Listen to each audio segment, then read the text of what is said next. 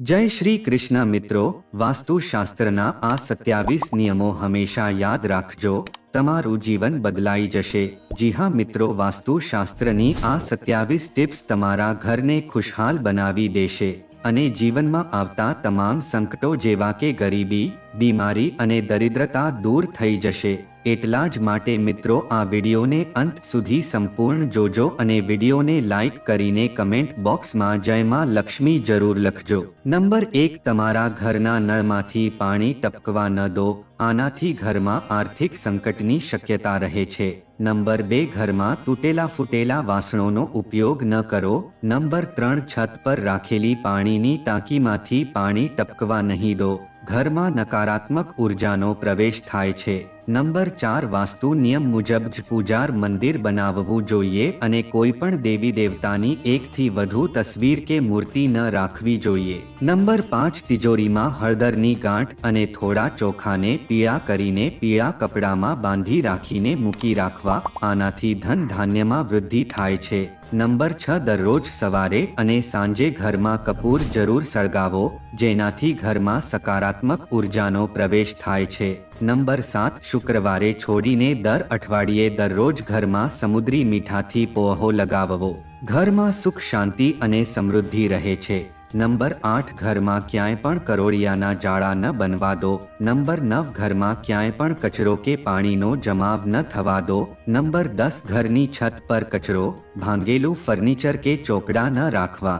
Number 11, ક્યારેય પણ બ્રહ્મ મુહૂર્ત કે સંધ્યા સમયે ઘરમાં ઝાડુ ન લગાવવું અને ઝાડુ એવી જગ્યાએ રાખવી કે બહારથી આવનારા કોઈ પણ મહેમાનને દેખાય નહીં। ઝાડુ ક્યારેય પથારીની નીચે ન રાખવી।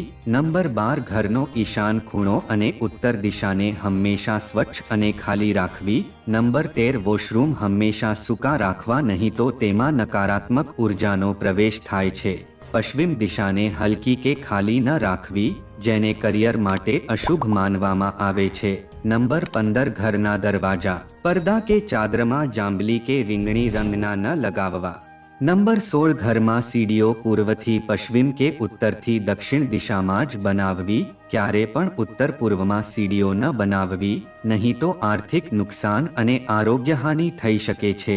નંબર 17, ઘરની દિવાલો કે છત પર દરાર એટલે કે તિરાડ ન પડવા દો, જો એવું હોય તો તરત જ તેને રિપેર કરાવી દો, ઘરમાં તિરાડ હોવી અશુભ માનવામાં આવે છે। નંબર 18, પથારીની સામે ક્યારેય પણ અરીસો ન લગાવવો, કારણ કે સૂતા માણસનો પડછાયો પડે તે અશુભ માનવામાં આવે છે। નંબર 19, તમારા બેડરૂમમાં કોઈ પણ દેવી દેવતાની તસવીર કે મૂર્તિ ન લગાવવી। નંબર 20, બેડ સંપૂર્ણ લોખંડનો ન હોવો જોઈએ, જેનાથી આરોગ્યહાનિ થવાની શક્યતા રહે છે।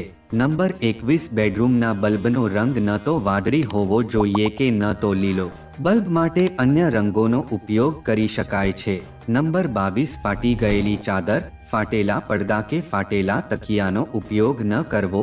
નંબર 23, રવિવારે ક્યારેય પણ તુલસી માતાને પાણી અર્પણ ન કરવું। નંબર 24, બેડરૂમના દરવાજાની સામે કે અભરાઈ નીચે પલંગ ન મૂકવો। નંબર 25, બેડરૂમમાં બૂટ ચપ્પલ, ફાટેલા, જૂના કે અવાજ કરતી કોઈ પણ વસ્તુ ન રાખવી, જેનાથી નકારાત્મક ઉર્જાનો પ્રવેશ થાય છે। નંબર 26, ખાધા પછી ક્યારેય પણ થાળીમાં હાથ ન ધોવા, આવું કરવાથી માતા લક્ષ્મી ઘરમાંથી દૂર થાય છે। નંબર 27, ઝાડુને ક્યારેય પણ ઊભું ન મૂકવું અને ક્યારેય પણ તેને લટકાવવી ન જોઈએ। તો મિત્રો, આ હતી આજની માહિતી।